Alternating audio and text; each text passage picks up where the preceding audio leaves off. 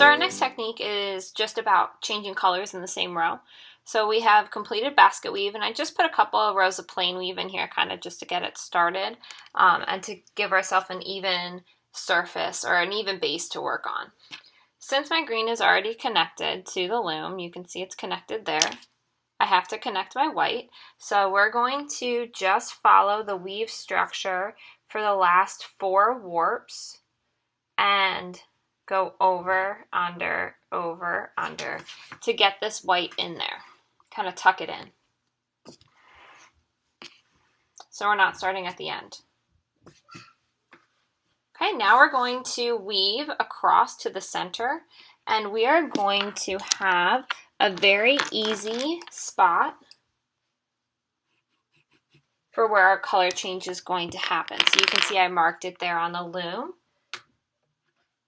So I'm going to work my way across just using plain weave until I get to that warp, and then I'll pull my white through.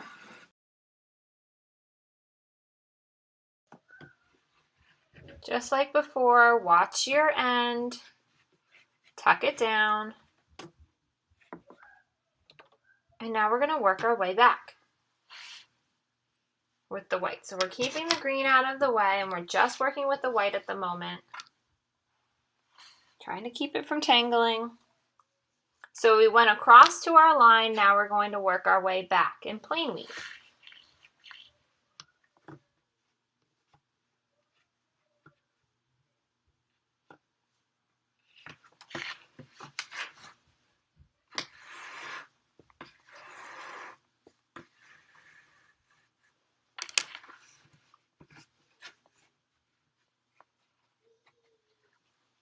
So now that I have my white out of the way, I can pick up my green, and I'm going to work my green across to my mark.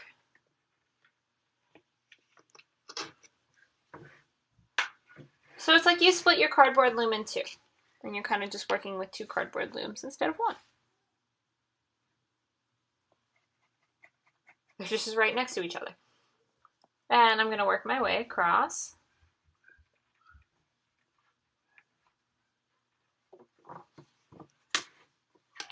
This is the simplest way to change colors, but it's not always the best way. We'll go over some other ways to change colors. It all depends on what you're looking to do. Okay, so now we're going to go back with white.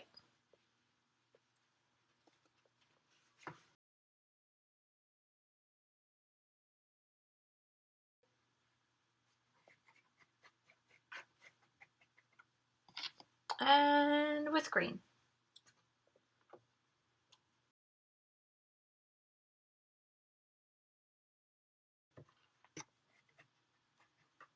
Since this does not involve the colors connecting at all, what I could do is I could just weave with one of my colors for a while, back and forth, until I establish a large space that I want in this color.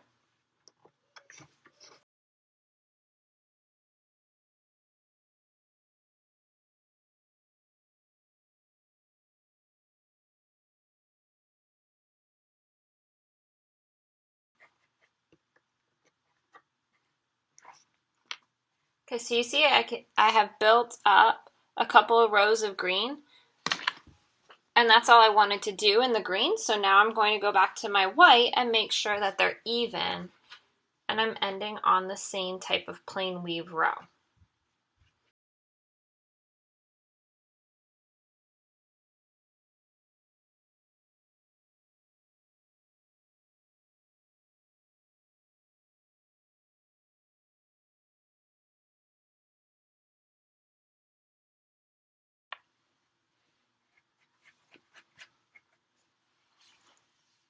All right, so let's check to make sure that we're on the same plain weave. So we went under, over, under, over, under, over, under, over, under, over, under, over, under, over. So right here, the pattern continues, which is exactly what we need. So if this is where I want it to end, I would be perfectly okay to do that. You can see that this has created a slit in my weaving. So if I would continue with plain weave here, I would have a opening. That's normal. That's not wrong.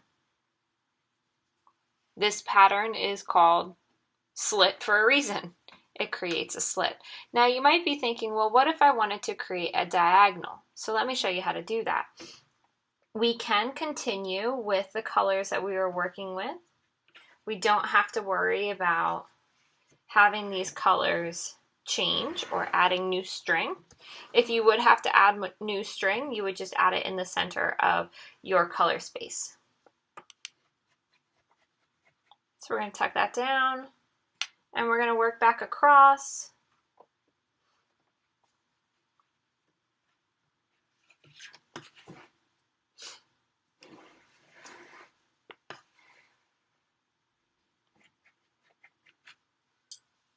And now we're going to do a green row. So this is setting up the same thing as we were doing before.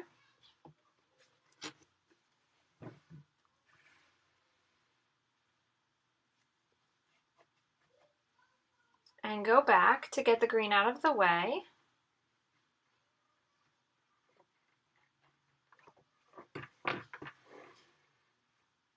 Okay, so that sets the slit up in the same spot. But now we want it to go on an upward diagonal. So instead of ending where we had ended before, we're going to end a warp early. So instead of ending here, we're ending here.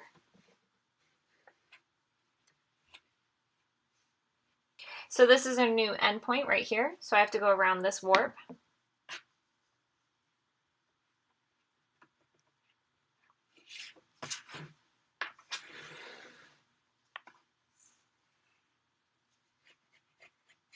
And I'm going to bring the green across.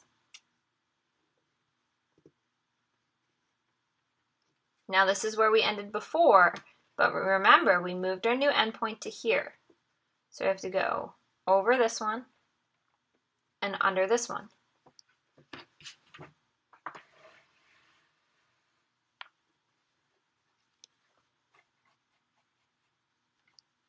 And then we'll go back across. You see how our new endpoint has changed.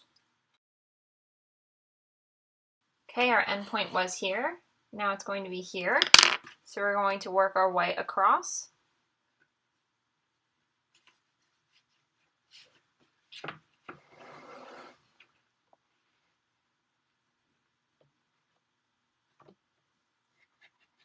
And we're going to work our white back.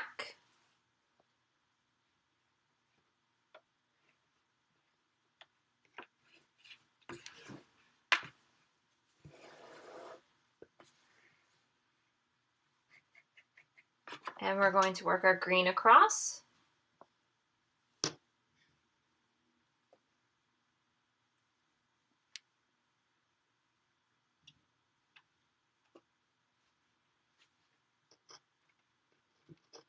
And our old endpoint was here. Our new endpoint is here. So we have to work all the way across to there.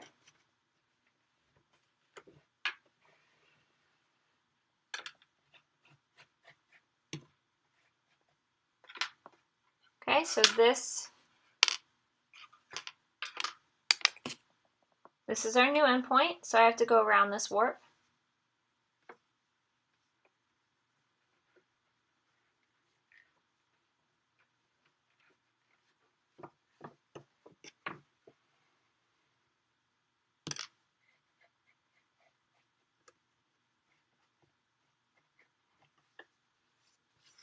And then our next endpoint would be here, and then here, and then here, and then here, and then here, and then here, and then here.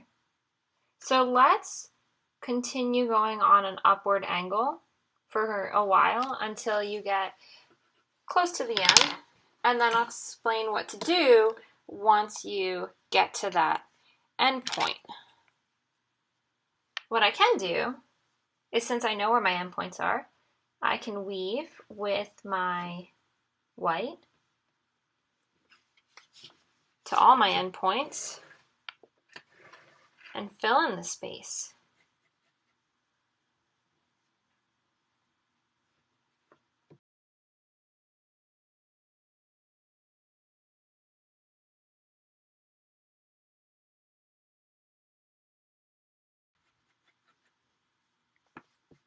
I'm going to weave in with my green.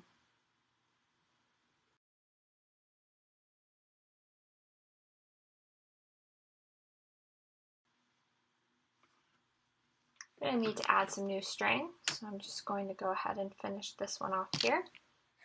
Tuck that in and add my new string.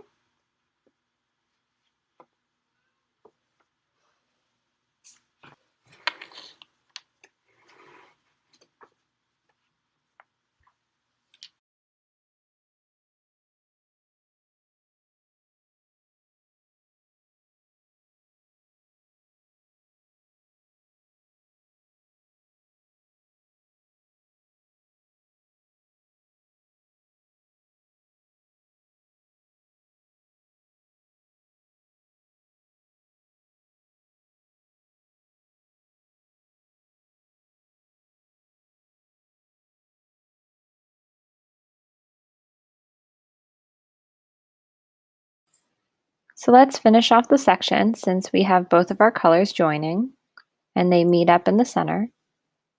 We're just going to take our green and work it across. Just a couple of warps and tuck that down. And I can cut that shorter. And we're going to do the same thing with the white. We're going to bring the white across, just so that it doesn't end off the side. This might make the next row a little bit strange, but with the tapestry weaving, you won't even realize it. So here we've got a slit, our nice diagonal, and we've worked in the slip tapestry color change.